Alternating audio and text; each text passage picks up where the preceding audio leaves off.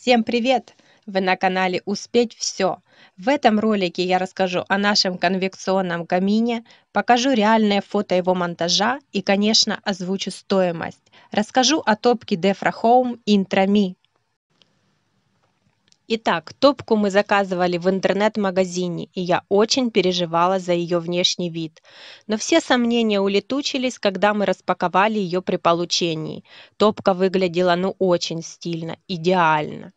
Мощность данной топки 13 кВт и рассчитана она на обогрев до 185 квадратов. В нашем случае отапливаемая площадь дома 110 квадратов, то есть мы ее брали с большим запасом.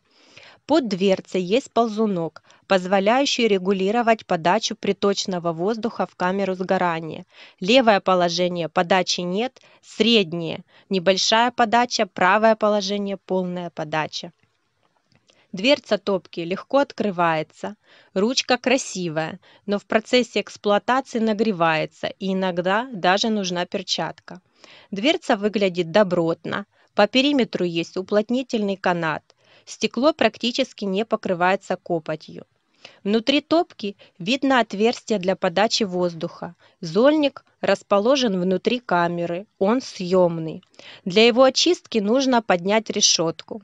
Для этого есть специальный девайс. Не знаю, как эта штука правильно называется.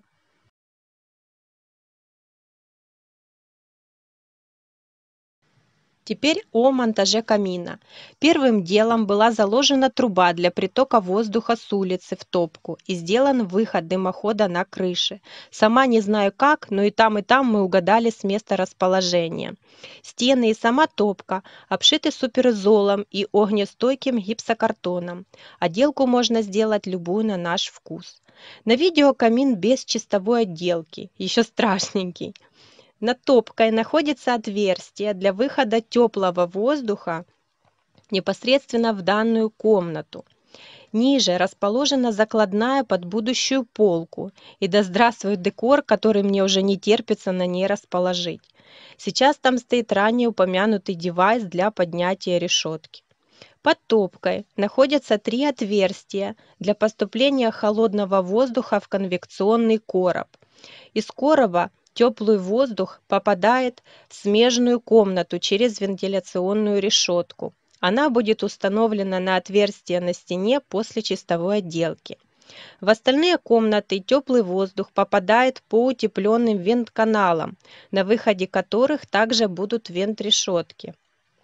Чем более удалена комната от камина, тем меньше тепла в нее будет доходить, так как воздух идет по пути меньшего сопротивления. Выход решеток расположен на расстоянии 50 см от дверных проемов. Решетки имеют жалюзи для направления потока воздуха. Я даже слазила на чердак, чтобы показать вам выход дымохода. Кстати, дымоход сэндвич. А теперь для самых терпеливых зрителей, которые уже поставили мне лайк и нажали на колокольчик. Ответ на самый главный вопрос: тепло ли в доме? Отвечу так: тепло есть. Температура на дверце топки достигает 260 градусов, внутри короба 120 градусов, на выходе из вент-решеток 90-100 градусов. И вроде бы все отлично, но весь теплый воздух уже изначально находится вверху, и нужно очень много времени, чтобы прогреть весь объем дома. Большое значение имеют сухие дрова с большой теплоотдачей, типа дуба или акаций. И, конечно, ваше огромное желание эти дрова бесконечно подбрасывать, а также заниматься их хранением и сушкой. Объем дров на отопительный сезон по нашим приблизительным подсчетам составляет около 12 кубов.